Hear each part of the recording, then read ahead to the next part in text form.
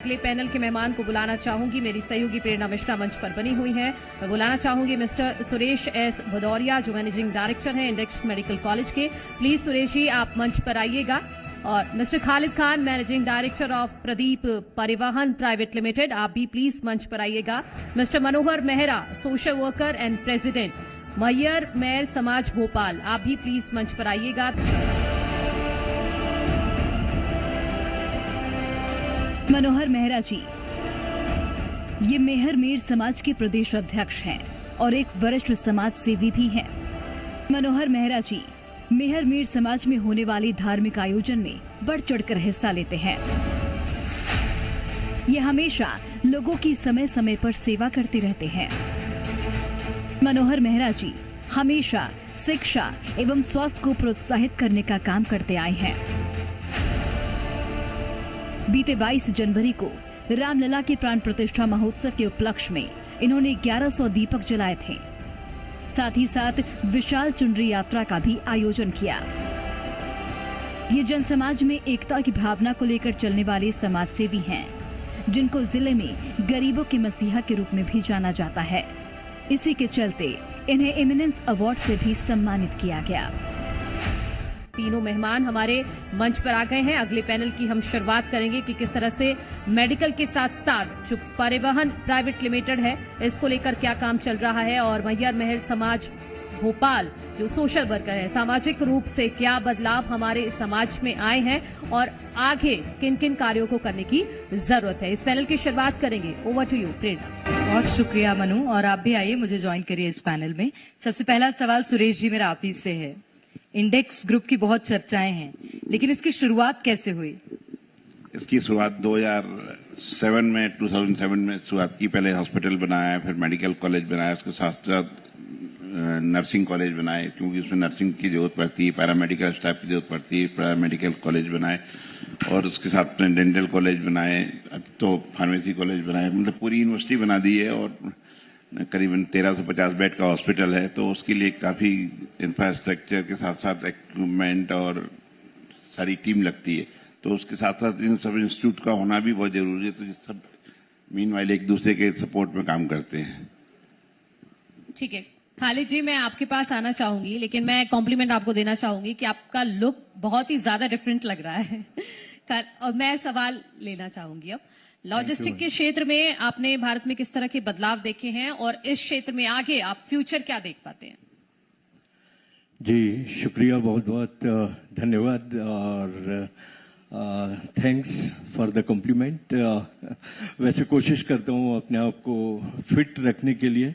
ये आपकी प्यार की नजरें हैं जो मुझे कहती हैं कि आप अच्छे दिख रहे हैं। Thank you so much. और लॉजिस्टिक क्षेत्र जो है वो हमारे लिए एक मतलब सभी लोगों के लिए एक महत्वपूर्ण भूमिका रखता है। और लॉजिस्टिक के बगैर आज हम जो कुछ भी देखते हैं, आज किसी भी सेक्टर में लीजिए, तो logistic plays the vital role in the society and the industry and everywhere. तो यहाँ फ्यूचर की अगर हम बात करें तो फ्यूचर बहुत अच्छा है। और जिस तरह से अभी इंफ्रास्ट्रक्चर डेवलप हुआ है इंडिया में, जो कि पहले कभी नहीं हुआ करता था।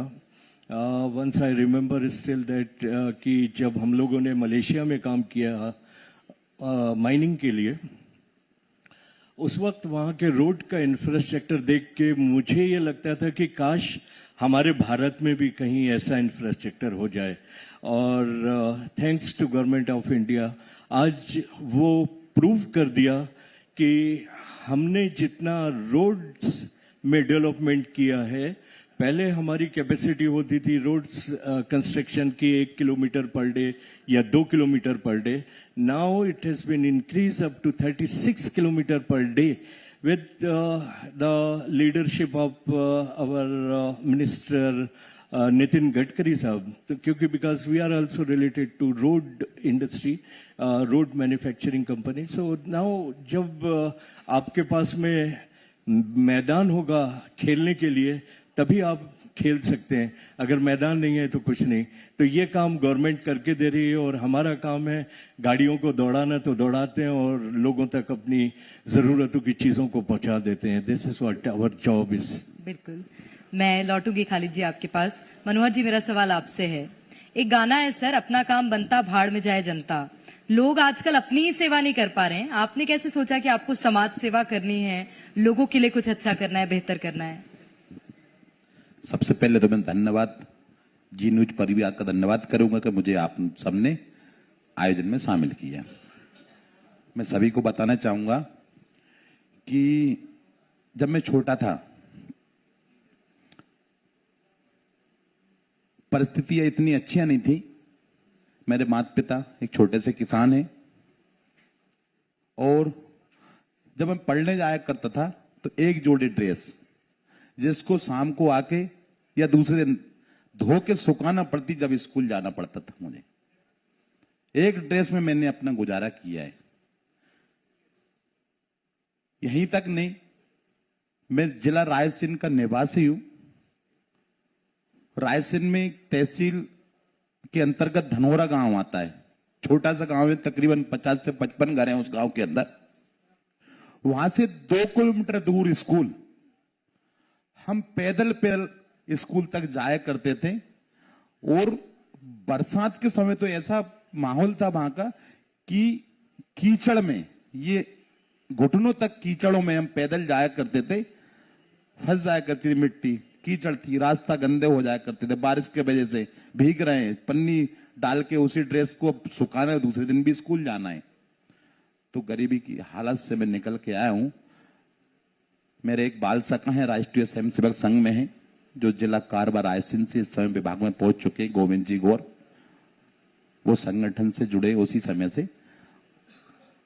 और हम अपनी उसी बीच में मैं 8th क्लास में आया और 8th क्लास पे परिस्थिति इतनी खराब रही कि मुझे वहां से शहर पड़ता करीब 10 किलोमीटर दूर, वहां पे एक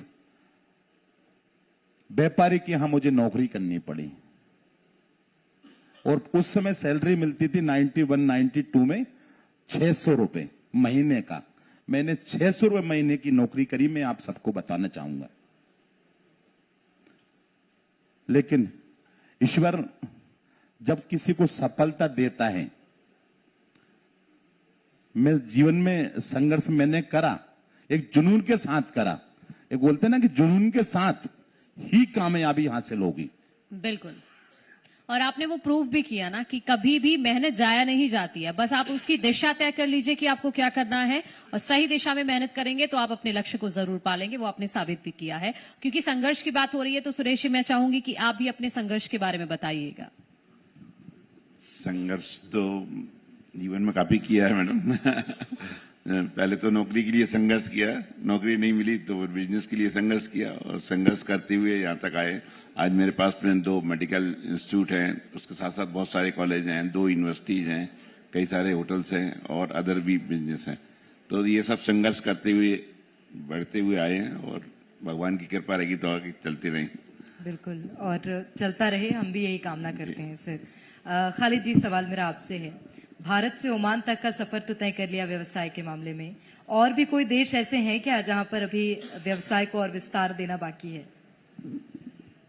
जी मैम, देश तो हैं और अभी हम लोग जर्मनी के साथ में टाई अप कर रहे हैं और लॉजिस्टिक के लिए अभी ज़रूरी हो गया कि हम लोग न्यू टेक्नोलॉजी को सामने लेकर आए, जिससे कि हम लोग कास्ट को बचा सकें। जहां से जो वेस्टेज हो रहा है उसको कम से कम हम अगर रोक देंगे तो वो हमारे देश के लिए भी काम आएगा, हमारे लिए काम आएगा, देशवासियों के लिए काम आएगा। इसी को लेके हमारी एक पहल है कि हम लोग अभी जितना भी हैवी व्हीकल्स हैं और इंडस्ट्री के लिए जो इक्विपमेंट लगते हैं उनमें हम लोग कुछ सॉफ्टवेयर हार्डवेयर डेवलप कर रहे हैं जर्मन कंपनी के साथ मिलके, जिससे कि हमको प्रायर इंफॉर्मेशन मिलेगी हमारी व्हीकल्स के बारे में कि आज सपोज इंजन खराब होने वाला है तो उससे पहले हमको एक अलार्म आना शुरू होगा कि इंजन में ये मिस्टेक आ रही है, आप इसको रेक्टिफाई करिए। या बिहेवियर ऑफ ड्राइवर, अगर वो गलत गाड़ी चला रहा है या शराब पी लिया है या उसका बिहेवियर ठीक नहीं है तो वो भी हमारे को इंडिकेट मिलेगा। जैसे कि हम लोग बड़ी फ्लीट को मेंटेन करते हैं, लाइक 100-200 व्हीकल्स, तो उनमें कौन सा आदमी क्या कर रहा है उसकी इंफॉर्मेशन नहीं होती और उस वजह से हमारे ब्रेकडाउन रेट्स ज्यादा बढ़ जाते हैं। जब ब्रेकडाउन बढ़ेंगे रेट्स तो जाहिर बात है कि कास्ट बढ़ जाएगी। तो इन सारी चीजों को चेक करने के लिए हमने जर्मन कंपनी के साथ में कोलैबोरेशन किया है और डेफिनेटली हम लोग मार्च या अप्रैल तक उसको इंडिया में भी लॉन्च कर देंगे, जो कि गवर्नमेंट ऑफ इंडिया या स्टेट गवर्नमेंट के भी वो बहुत काम आएगी टेक्नोलॉजी, जिसके जरिए से आज जो हमारी जितनी state government owned logistic companies हैं, जैसे बस ट्रांसपोर्ट है, ये है, इनके अंदर में भी वो चीज बहुत ज्यादा जरूरी है और वो उससे काम ये आएगी। पता चल पाएगा कि अमूमन हमने देखा है कि कई बार बस में भी आग लग जाती है, बड़ी बड़ी गाड़ियां जो लग्जरी गाड़ियां हैं उनमें भी आग लग जाती है, क्या ये पहले अलार्मिंग सिचुएशन होगी? वो जी, बता पाएगा? ये अलार्मिंग आपको पहले ही हो जाएगा इनकेस अगर कोई शॉर्ट सर्किट हुआ है गाड़ी में और वो एकदम सडन नहीं हुआ है या कहीं से लीकेज होके कर रहा है, then you will get the information, आपको तुरंत इंफॉर्मेशन मिल जाएगी। इन एक्सीडेंट आल्सो आप बहुत ज्यादा इससे बच सकते हैं क्योंकि वो आपको बहुत पहले से अलार्म देना शुरू कर देगा कि आगे क्या है, तो आगे आप एक्सीडेंट से बच सकते हैं। रोड के ऊपर में अगर आपका ड्राइवर शराब पी के नहीं चला रहा है तो उससे आप सोचें कि कितनी बड़ी एक्सीडेंट में जो डेथ्स हो रही हैं उनसे हम उस चीज को बचा सकेंगे। तो इसके कई ज्यादा फायदे हैं, फ्यूल कंजम्पशन है, आपका मेंटेनेंस है, ये सारी चीजें जो जरूरी है आम जनता के पास में नहीं पहुंचती हैं। एक कार ओनर अगर कार खरीद के उसके मैकेनिज्म के बारे में नहीं समझ पाता है और वो डिपेंड करता है गैराज के ऊपर में या मैकेनिक के या ड्राइवर के ऊपर में, तो वहां उसको ज्यादा पैसा भी देना पड़ता है और उसका काम भी ठीक से नहीं होता। बिल्कुल, लेकिन यहाँ पर काम हो जाता है, बहुत जरूरी भी है। मैं लौटूंगी खालिद जी आपके पास। मनोहर जी, आपने बताया कि महज 600 रुपए से आपने अपनी नौकरी की शुरुआत की थी, अब समाज सेवा जी, और इसके लिए फंड कहाँ से आता है सर? जब मैं नौकरी करने गया तो मैंने एक नौकरी पे मुझे संतुष्टि नहीं मिली क्योंकि उसमें गुजारा भी अच्छे से नहीं हो पा रहा था। ईश्वर ने ऐसी प्रेरणा दी कि मैं वहां से सेकंड नौकरी पे गया, 6 महीने कर, अब फिर वहां भी नहीं जमा तो फिर मुझे शिक्षक कुछ समय के लिए मेरी जो पढ़ाई करता था मुझे छोड़नी पड़ी। मैं भोपाल आया, भोपाल में एक बिल्डर के पास काम किया, अभिनव होम्स वालों के नाम सुना होगा आपने, शर्मा जी के पास। उससे मुझे बहुत एक्सपीरियंस मिला, काम कैसे करवाया जाता है, कस्टमर को डील कैसे करा जाता है, जमीन कैसे परचेस करी जाती है, वो सब वहां से ज्ञान लिया मैंने। काम अच्छे से कर रहा था, करता रहता निरंतर उनके पास, लेकिन स्वाभिमान के साथ बिल्कुल समझौता नहीं। उनसे 2 शब्द मुझसे कहे, मैंने उस समय नौकरी त्याग दी, फिर कसम खाई मन में खुद का स्वयं का बिजनेस करूंगा। मैं बिल्डर लाइन में गया, रिक्स ली बहुत बड़ी, करोड़ों की जमीन 5-10 लाख रुपए में दे के 6 महीने का समय लेकर 6 महीने में जुनून के साथ काम किया। उस प्रॉपर्टी में मैंने करोड़ों रुपए कमाए साल भर के अंदर, जो सरकारी कर्मचारी पूरा जीवन में नहीं कमा पाता। कोई आदमी यदि कोई प्लाट खरीदता है तो वो कैसे पूंजी जोड़ता है, कैसे करता है, वो उसके दिल से पूछो, उसके साथ धोखा नहीं होना चाहिए। न्याय के साथ काम करेंगे, अच्छाई के साथ काम करेंगे, पॉजिटिव सोच के साथ करेंगे, सफलता मिलेगी। बिल्कुल मनोहर जी, और कह सकते हैं कि जो होता है आपकी जिंदगी में वो अच्छे के लिए ही होता है। बिल्कुल कि सही, आप जी, संघर्ष करते रहिए और आपको निश्चित तौर पर आप जो पाना चाहते हैं एक लक्ष्य वो जरूर मिल मैडम, जाएगा। मैं बताना चाहूंगा कि मेरे मन में एक ही चीज है कि यदि मैं 10 रुपए कमा रहा हूं तो 10 रुपए में लोग बाग 1 रुपए खर्च करते हैं, लेकिन मैं 60% रुपए समाज के पीड़ित लोगों में सहयोग करता हूं। बिल्कुल, इसके लिए तो तालियां हो जानी चाहिए एक बार। सुरेश जी, मैं आपके पास आती हूँ। मयंक वेलफेयर सोसाइटी के बारे में कुछ बताइएगा और इसके अंतर्गत कौन कौन से संस्थान आते हैं, इसकी भी जानकारी दीजिए। मयंक वेलफेयर सोसाइटी के अंदर मालवंचल विश्वविद्यालय आता है और उस विश्वविद्यालय के अंदर मेडिकल कॉलेज है, डेंटल कॉलेज है, नर्सिंग कॉलेज है, पैरामेडिकल कॉलेज है, फार्मेसी कॉलेज है, आयुर्वेदिक कॉलेज है। इस टाइप के 5-7 और भी कॉलेज हैं, ये सब उसी के अंतर्गत चलते हैं। और इसी के अंतर्गत एक 1350 बेड का आईसीयू, 300 बेड का आईसीयू है और 1300 बेड का हॉस्पिटल भी चलता है इसके अंदर। कितने स्टूडेंट्स होंगे लगभग? हमारे पास स्टूडेंट हैं अभी 7,000 के आसपास। 7,000 7,000 है। और सबसे बड़ा स्टेक है हमारे पास 250 MBBS स्टूडेंट हम हर साल लेते हैं, प्लस पीजी स्टूडेंट है हमारे पास 150 इन ऑल सब्जेक्ट में। बिल्कुल, और उनके लिए भी एक अच्छा अनुभव हो जाता है वहां पर काम भी करना और सीखना भी है। निश्चित रूप से। मैं खालिद जी आपकी ओर रुख करूंगी, और आपने जिस तरह से बताया कि फ्यूल कंजम्पशन, एक्सीडेंट्स को कैसे कंट्रोल करना है, इन तमाम विषयों पर आप सोचते हैं, उसके बाद उसको इम्प्लीमेंट करते हैं। लेकिन ये सोच डेवलप कहाँ से हुई, इसकी शुरुआत कैसे हुई थी कि हमें ऐसा करना है? क्योंकि मुझे नहीं लगता कि फ्यूल कंजम्पशन के बारे में हर वाहन चलाने वाला सोचता भी होगा, या पर्यावरण के बारे में, एक्सीडेंट्स के बारे में, उनको कैसे कंट्रोल करना है, रोड सेफ्टी के बारे में।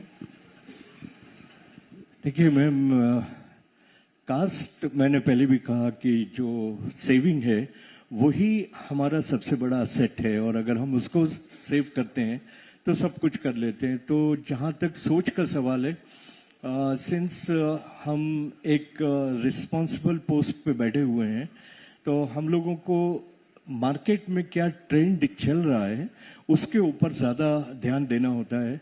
और चूंकि मैं नहीं कहूँगा कि इंडिया अभी कहीं पीछे है, बहुत सारे सेक्टर में हम कई देशों से बहुत आगे भी हैं, बट कुछ चीज़ें ऐसी हैं जो अभी हमारे पास में नहीं हैं, वी नीड टू डेवलप। तो उसकी तलाश हमें हमेशा रहती है, और मैं ट्रैवल भी बहुत करता हूँ, और एक छोटे से छोटे कर्मचारी से भी मैं कुछ सीखने की कोशिश करता हूँ। और ये सीख मुझे एक ड्राइवर ने दी और कहा, सर कि अगर हम डीजल बचा लेंगे, और एक दिन में अगर एक गाड़ी के पीछे हम अगर 5 लीटर डीजल भी बचाते हैं तो हमारे पास में इतनी गाड़ियां हैं और इतना सेविंग हमारा हो सकता है, तो इसके ऊपर में आप कुछ काम करिए। तो ये सोच को लेते हम आगे बढ़े, और बढ़ते बढ़ते जर्मनी भी पहुंच गए, और वहाँ उन कंपनी के साथ में हमने मीटिंग भी की। और इंडिया को देखते हुए उन्होंने काफ़ी रिसर्च किया, क्योंकि जर्मन्स थोड़े कंजर्वेटिव भी होते हैं, इतनी जल्दी आगे बढ़ते नहीं हैं। तो इंडिया, उनकी टीम आई और उन्होंने काफ़ी रिसर्च किया, एंड उनकी अपनी रिसर्च रिपोर्ट के अंदर में उन्होंने लिखा कि India is one of the biggest market for the automobile industry to develop it. तो उससे बड़ी बात और कुछ हो नहीं सकती थी हमारे लिए कि जब उन्होंने रिसर्च करने के बाद ये कह दिया कि India is the best market, तो वो एग्री किए कि हमारे साथ कोलैबोरेशन करने के लिए। जी, मैं एक सवाल और आपसे लेना चाहूंगी खालिद जी, कि इलेक्ट्रिक वाहन का क्या भविष्य देखते हैं आप भारत में खासतौर पर? मैम, भविष्य इलेक्ट्रिक वाहन का तो अच्छा ही है, but as a technical person, because हम लोग फ्यूल बेस्ड गाड़ियां चला रहे हैं फॉर लास्ट 35 इयर्स, तो इलेक्ट्रिक व्हीकल के लिए बहुत बड़ा इंफ्रास्ट्रक्चर की ज़रूरत है। और आज नहीं तो कल ये चीज़ जब बढ़ जाएगी, now for the time being it's okay, गाड़ियां चल रही हैं रोड के ऊपर में, लोगों को बेनिफिट भी हो रहा है, बट जब ये लार्ज स्केल में चला जाएगा, क्योंकि जर्मनी फेल हो गया इसमें, उन्होंने टेस्ला को वापस भेज दिया, इसलिए फेल हुआ कि उनके पास इतने चार्जिंग यूनिट नहीं हो पाए। अब अगर बैटरी आपकी ठीक से चार्ज नहीं होगी तो जाहिर बात है कि उसकी जो सर्विस है उसके ऊपर में फर्क आ जाएगा।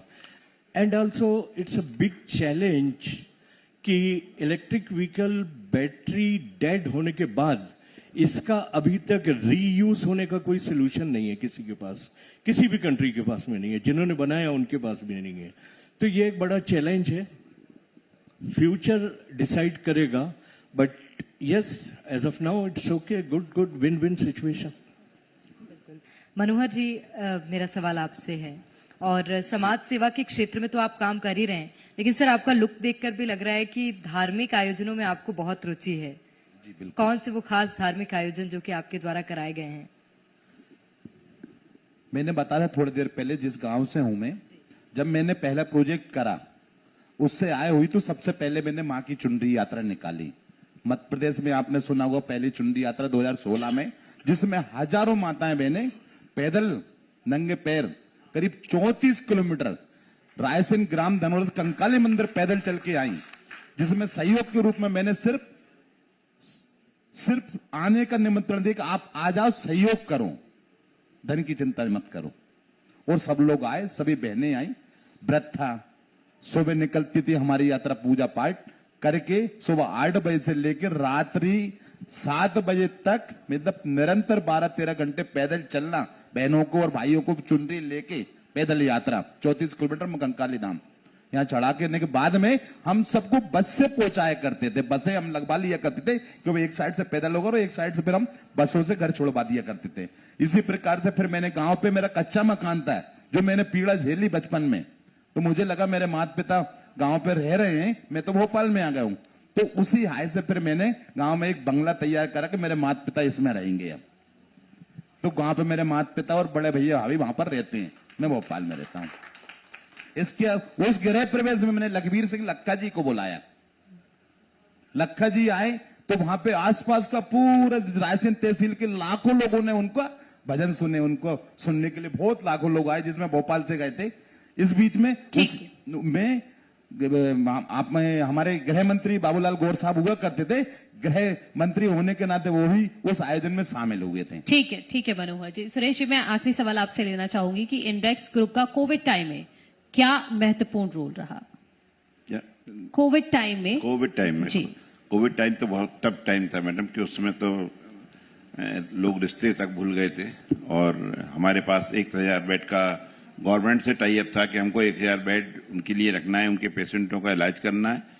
और वो बड़ा टफ समय था, अपने डॉक्टर्स को संभालना, उनसे काम लेना, अपने पैरामेडिकल को स्टाफ को संभालना, पोस्टकास्ट स्टाफ को संभालना, प्लस मरीजों को वो सभी सुविधाएं उपलब्ध कराना, उनको रेमडेसिविर उपलब्ध कराना, दवाइयां उपलब्ध कराना।